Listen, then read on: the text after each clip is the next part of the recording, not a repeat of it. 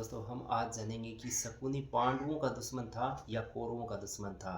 तो दोस्तों इसकी गहराई देखी जाए ना, ये बात हमें श्री कृष्ण भगवान के एक किस्से से पता चलता है।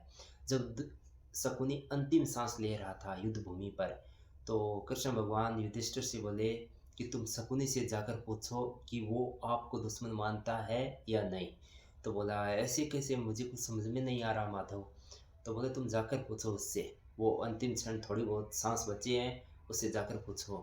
तो शकुनी के पास युधिष्ठिर जाता है, तो युधिष्ठिर से शकुनी क्या कहता है, मैंने कभी पांडवों को दुश्मन माना ही नहीं था। मुझे तो पहले दिन से ही पता था कि पांडव सत्य की तरफ है, धर्म की तरफ है, और कौरव गलत है। ये बात मुझे पहले ही पता था। तो युधिष्ठिर ने पूछा कि तो आपने हमेशा ही कपटी कपट क्यों किया। बोला मेरा काम था इनको ख़त्म करवाना, ये ऐसे तो ख़त्म हो नहीं सकते थे। इनको तो धर्म वाला ही ख़त्म कर सकता था, क्योंकि पाप को तो अधर्म को तो धर्म ही मिटा सकता है।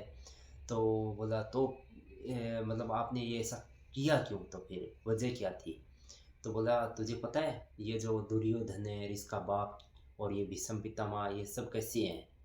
तो शकुनी ने बताया कि जब मैंने मेरी बहन की शादी धृतराष्ट्र से की थी, पहली बात तो मेरी इच्छा के विरोध किया था। मैं चाहता ही नहीं था कि इस अंधा के पीछे मेरी बहन जाए, परंतु भीष्म पितामह ने ज़बरदस्ती वो शादी करवा दी। और दूसरी बात है, जब मतलब धृतराष्ट्र को ये पता चला कि गांधारी की शादी एक बकरे से हुई थी कुंवारापन में, और वो भी मतलब उस टाइम की रूढ़िवादिता होती थी, कोई मतलब ये करना पड़ता था ऐसे, जब उसका ग्रह नक्षत्र अच्छा नहीं होता था तब।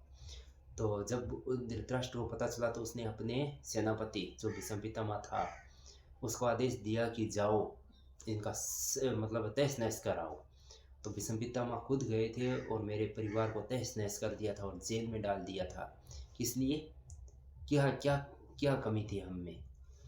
तो इसी कारण मैंने उसी दिन प्रण ले लिया था कि एक दिन मैं इस धृतराष्ट्र को इतना दर्द दूंगा और इसकी पूरी संतान और इस कुरु वंश को ही ख़त्म कर दूंगा।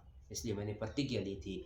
जो वो पासे थे वो मेरे पिता की हड्डियों से बने थे, और जो मैं कहता था मेरा पिता वैसा ही करता था, क्योंकि ये मेरे पिता ने कहा था मुझसे कि तुम मेरे मरने के बाद मेरी हड्डियों का पासा बना देना, और उससे तुम कुछ भी करवाओगे तो मैं करूँगा।